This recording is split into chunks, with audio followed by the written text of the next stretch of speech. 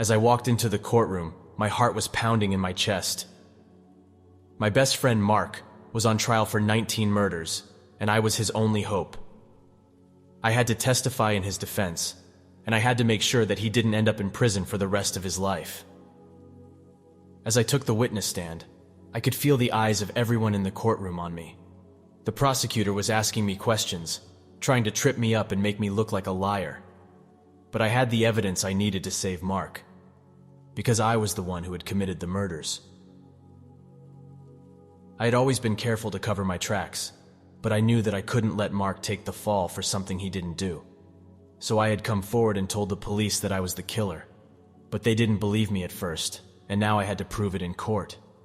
As I testified, I recounted the details of each murder, carefully describing how I had planned and carried out each one. The prosecutor was incredulous, and the jury was horrified. But I knew that I had to keep going, because Mark's life was on the line. Finally, I finished my testimony and stepped down from the stand.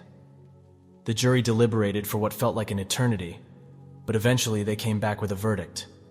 Mark was found not guilty on all charges, and I was arrested and taken away in handcuffs. As I sat in my cell, I couldn't help but think about what had led me to this point. I had always been a little bit twisted, but I never thought I would end up here. And yet, I knew that I had done the right thing by confessing to the murders and saving my friend from a life behind bars. In the end, I may have lost my freedom, but I had gained something much more valuable, the knowledge that I had done the right thing, even when it was difficult and painful. And maybe, just maybe, that would be enough to give me some peace as I spent the rest of my life behind bars.